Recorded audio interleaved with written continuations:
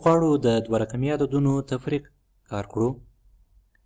دلته 15 منفي 23 لرو. زه ستاسو څخه غواړم چې ویډیو ودروئ او تاسو یې خپله حل کړئ. راځئ په ګډه یې حل کړو. لومړی به یې د 21 څخه پیل کړو. دا لومړی قطار عددونه یا دا ژېړ رنګ عددونه د 21 په ځای کې لرو، نو ورته اوبه لیکو 21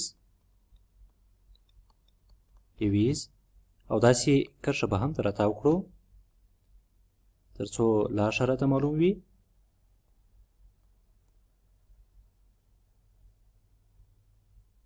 دا عددونه د 21 په ځایو کې دي. دا شین رنګ عددونه یا دا دویم قطار عددونه د لسیز په ځای کې لرو، نو لسیز به ورته ولیکو. لسیز تر دوی به هم داسې کرښه راتاو کړو.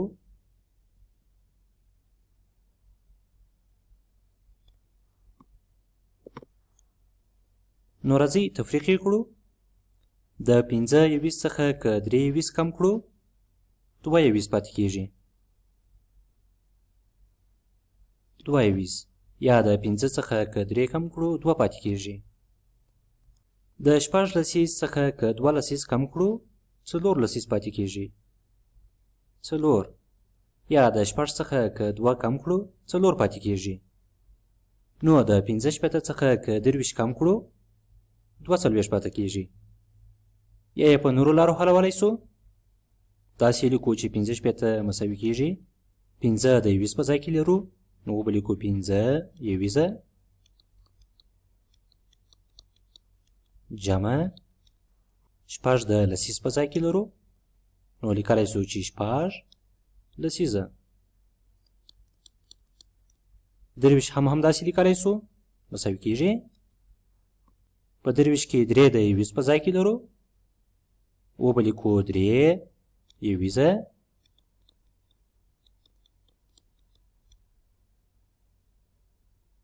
نو د 15 څخه 23 کموو، نو دلته به د منفي نښه ولیکو یا د تفریق نښه ولیکو. 2 د لسیز په ځای کې دي، وبه لیکو چې 2 لسیزه. دلته هم د 14 څخه 2 لسیزه کموو، نو د تفریق یا منفي نښه به ولیکو. کرښه به لاندې ترې کش کړو. بیا هم 21 د 21 څخه کموو او لسیز د لسیز څخه کموو، نو د 15 څخه که 3 کم کړو 2 پاتې کېږي. 2 او د 14 څخه که 2 لسیزه کم کړو نو 4 لسیزه پاتې کېږي. 4 لسیزه.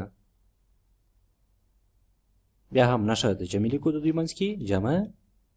نو ویلی سو چې 4 لسیزه جمع 2 مساوي کېږي د 42 سره. بیا هم 15 منفي 23 42 کېږي. دا 42. هیله ده چې تاسو به پرې پوه شوي یاست.